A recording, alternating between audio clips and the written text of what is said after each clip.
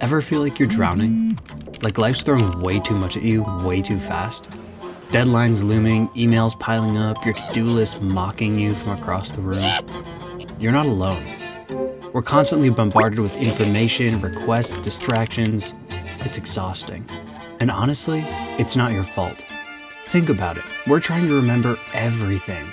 Appointments, errands, ideas, what we need to buy, who we need to call. It's like trying to juggle 100 balls at once. Eventually, something's gonna drop. And that consistent mental juggling act, that's what leads to stress, overwhelm, and a constant feeling of falling behind. But what if there was a better way? What if you could free up your mental space, reduce the stress, and actually get things done without feeling like you're constantly running on empty? At the risk of sounding like a sales pitch, the truth is, you can. It all starts with building a simple yet powerful productivity system. A system designed to take the load off your brain so it can focus on doing what it does best. Creating, innovating, and actually thinking, not just remembering. Today we're going to talk about a productivity system for normal people. The goal is to make this system so stupid simple, you don't need to think to use it. Now, building a productivity system from scratch can be super overwhelming. The good news is you probably already have a few pieces of this system in place. You may just not be using them effectively. The other thing is you don't need to build the entire system right now. My goal for you in this video is to find one thing, one system to implement to solve a problem and make that system the easiest possible version to implement into your life. So now I want to talk about the 4 basic tools that make up a basic productivity system. I think this is a system that everyone would benefit from if they implement it over time. This system includes a calendar, a task manager, a communication management system, and a file management system. After that, we'll talk about a few other things you can add to the system once it's up and running. First is a calendar. I think this is the most important tool in your system, and for me, this is a non-negotiable. Your brain should not be keeping track of your schedule. That is what your calendar is for. I would strongly recommend a digital calendar. Greek philosopher Heraclitus said, "The only constant in life is change," and that is true for your calendar. I can't remember a single week in the last year where something on my calendar hasn't needed to move. Constantly having to physically erase and rewrite those things on your calendar would be incredibly inefficient. Believe me, I know, I did it in college. The specific tool you use doesn't matter that much as long as it's a digital tool that you take with you everywhere on your device. If you've been around here for a while, you know I run my entire life out of my calendar. I happen to use Google Calendar, but there are a lot of good options out there. So we talked about the tool. Now I want to talk about the practice of actually using the tool. The basic concept here is nothing calendar related stays in my brain. The moment it happens, it goes on to my calendar. So for example, I was at the library last night and I checked out a book. The moment I finished checking out, I looked at the due date, I pulled up my calendar app on my phone and I entered the due date in there. So then it was able to get out of my brain immediately. I don't have to think about it. My calendar is taking care of it. The second element is a task manager. The most basic version of this is a to-do list. Now, this is one of those tools I think can work great as an analog tool or a digital tool. There's just something about physically checking something off of an analog to-do list that is so satisfying. I often use analog to-do lists for a single day's worth of tasks, but for my bigger task management system, I use a digital system. I've been using Google Tasks for years. The benefit of a digital system is just like a digital calendar, it can go everywhere with you on your device. So the moment a task pops up, you can get it out of your brain and into your task system. 2 common pitfalls I see people falling into with to-do lists. These would be practices to implement to actually use the system effectively. The first issue is many people just have one to-do list that everything goes on.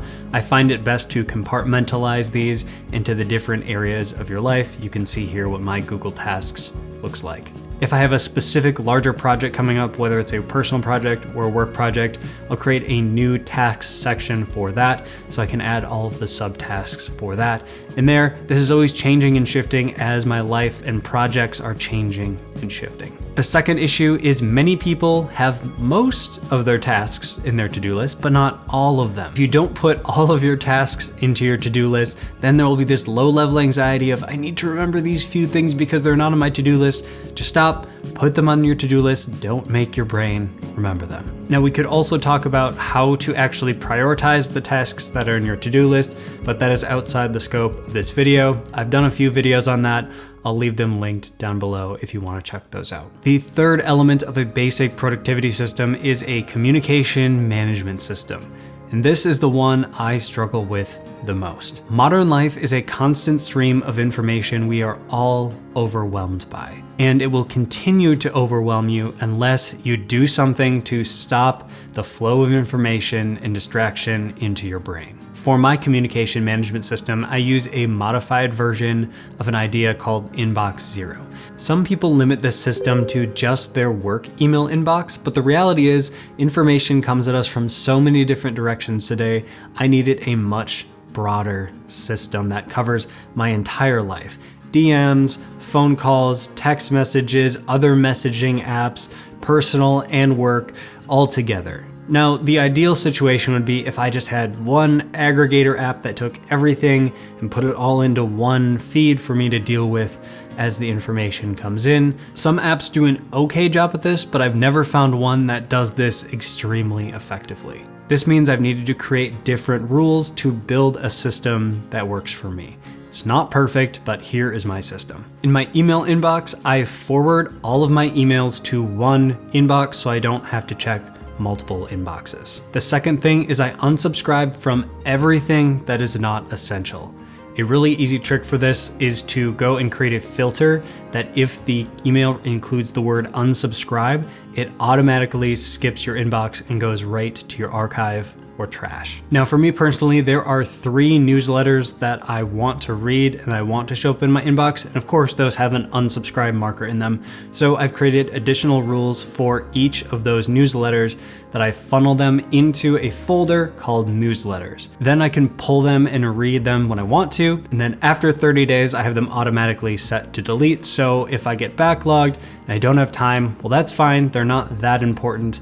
They can just go. Now, more broadly, including my email inbox, but also including things like direct messages and that kind of thing, I have several other rules that I've implemented for keeping all of those distractions at bay. Rule number 1 is no notifications during work. I have all of my notifications off 90 to 95% of the time unless I'm expecting an important call, and that is the point of my work at that moment. Now, I can do this because I have 3 set times of the day that I check my inputs on most days unless I'm out of the office or it's a day off. I check once in the morning, once before I go to lunch, and once at the end of my workday. My goal with this Inbox Zero system is to touch each item once and be done with it. So if an item takes less than 2 minutes to deal with, I will deal with it right then and there. If it will take longer than 2 minutes or I don't have the brain capacity to deal with it right now, I will defer it by marking it unread again so it appears the next time I open whatever inbox I'm in. The idea here is that when I open each message, I will then take whatever action I need to based on that, whether it's a calendar action, a to-do action, or a note action, and apply it out into my system. So if it's a calendar thing, it goes on my calendar immediately. If it's a to-do, it goes on my to-do list immediately. If it's something I want to reference or read later, I'll move it into my read later app, which we will talk about in a minute. Outside of working hours, I have notifications on for phone calls, text messages, and sometimes Facebook messages, depending on what's going on in my life. To be honest, this is not a perfect system, but this is the only system I've found that works effectively for me. But it doesn't work perfectly all the time. There will still be times where I go missing in action, where I miss messages, where I forget to respond to someone. But that's, I think, just the reality of modern life when we have so much input being thrown at us constantly. If you have a better system for managing all these inputs, let me know what that is down in the comments. I always love learning and improving my systems. The fourth and final piece of a basic productivity system is some sort of file management, something like a Google Drive or cloud storage in general. My favorite thing about using cloud storage is, again, that it's accessible to me wherever I am, and so I can pull up my mobile device, open the app, and I have that documentation right in front of me. Ideally, this would be a space where when an input comes in, you have a specific place inside of this system to store that input. My goal with how I have my file system set up is to have nothing more than 5 clicks away. Otherwise, it can get pretty convoluted and things can get hard to find. These 4 tools make up the basics of a good foundation for a productivity system, and this is enough for many people. Now, we've already talked about 2 of the 3 elements of a good productivity system. We have the tools and the practices. The one element we haven't talked about yet is maintenance. I will get to that in a minute. But first, I want to talk about some other optional things you can add to your productivity system that could be beneficial to you once you've built these 4 basics. A read later list. The idea with this space is it's somewhere where you can put anything that you find that you want to read but you don't have time for.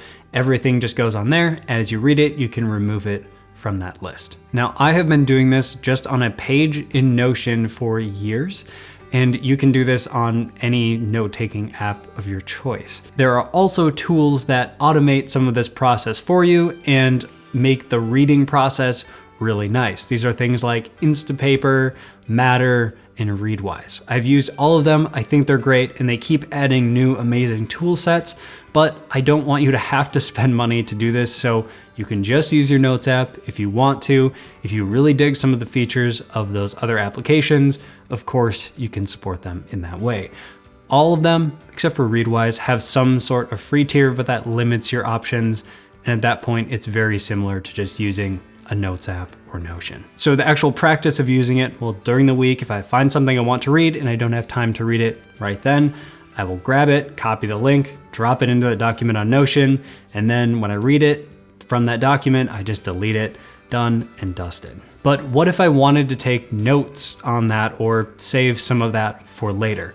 That's where this next element comes in, and that is a capture location for future reference. For me, this is a folder on Notion. You could do this in Google Drive too, where you just create documents for each thing.